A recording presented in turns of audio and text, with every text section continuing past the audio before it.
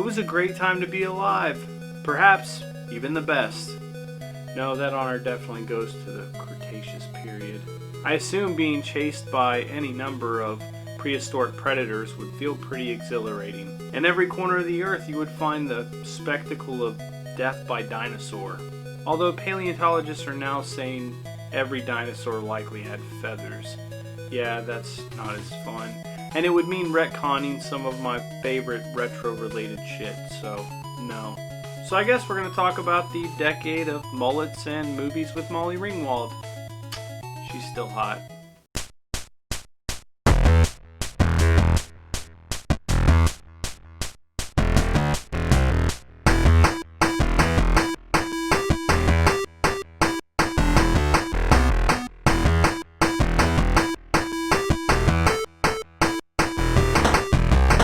Now before you go questioning my expertise on the 80s, let me just say that yes, it is true I was born in 1983 and thus only lived through the last 7 years of the decade and truthfully only remember the last 4 or 5, but I grew up in a small isolated ass town in rural Ohio and we ran behind, everybody else by like 3 years, so I'd say that makes me just as much an expert as anybody. Today we're specifically talking forgotten stuff of the 1980s. Everyone likely remembers Cabbage Patch Kids. Remember the doll that was questionably obese and had a small patch of grandma yarn atop its otherwise bald ass head.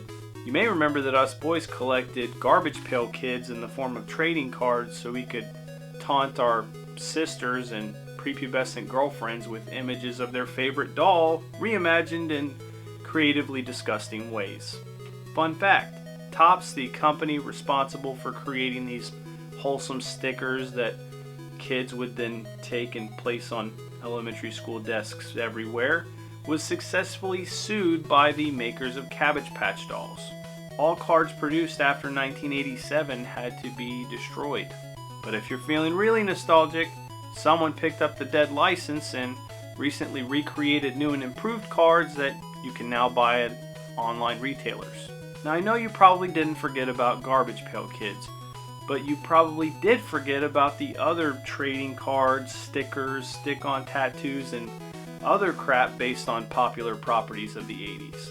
To give you an idea of how prevalent this stuff really was, my first memory of Voltron didn't actually come from a television screen. It came from a shelf in the checkout lane at a grocery store. Topps put out nearly anything you can imagine. In fact, I'm pissed because upon scouring the internet for hours searching for examples of non-sports related Topps cards, I found these. This has to be the coolest thing to have never graced my presence until now. By the way, how very irresponsible for a company to peddle such adult-themed items to children by infusing their products with sugar. Well, at least their tactics won't lead to more harmful patterns of behavior, because that was also a thing in the 80s. Here's a question. How do kids these days store their action figures? Because in my day, we had officially licensed containers made of that same cheap plastic crap that our Trapper Keepers were made of. Don't let the cheap materials fool you. These things were the shit. You'd go over to your friend's house for a weekend sleepover, and instead of a suitcase packed with clothes, you'd bust out one of these bitches. If you wanted to prove you were a true fan of a particular franchise, you'd show up to the lunch table Monday afternoon with an officially licensed lunchbox and a matching thermos. You were the coolest kid in school, at least until your friends hit puberty and you realized you overestimated the longevity of such trends.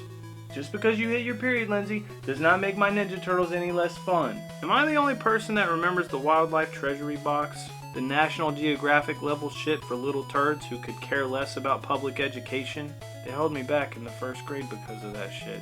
Apparently wanting to hoard all of nature's knowledge in the corner of the classroom is socially unacceptable. I don't like people. You know what I find surprisingly depressing?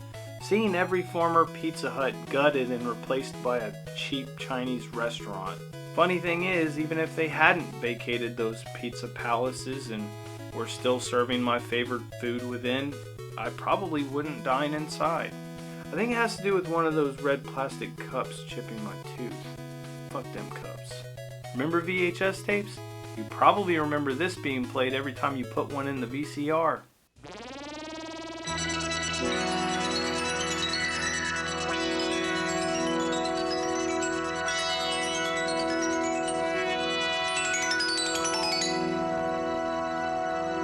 Damn, that was annoying. How did we survive? Now, Nerf guns are cool. Occasionally I will purchase one. It's called an impulse buy. Culture yourself, people. But the Nerf guns I've always wanted were never made available to the public. What badassery do I speak of? This shit from American Gladiators, of course. Like, once. Just once I want to be able to shoot a tennis ball at someone's face at 240 feet per second. I readily admit that I love this show, probably for the same reason that I loved Fusion Frenzy.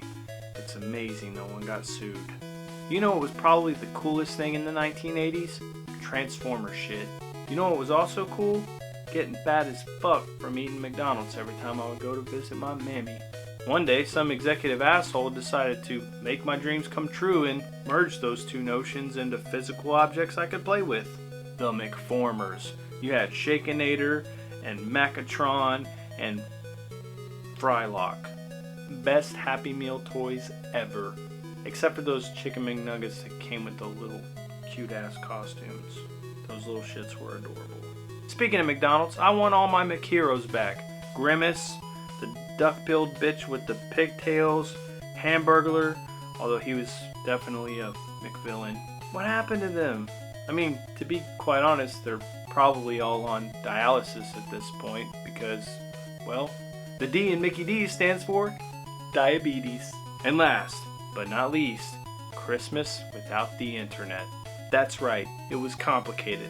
Instead of finding stuff and putting it in a digital shopping cart, I had to circle shit in a JCPenney catalog. Flipping through pages and pages of mom underwear to get to the good stuff will provide enough paper cuts and psychological trauma to last a lifetime. Thank you guys so much for watching. I appreciate each and every one of you. I wish I had some free shit to give away, but everything costs money. So y'all are just gonna have to settle for my love and affection, which has no monetary value. Peace.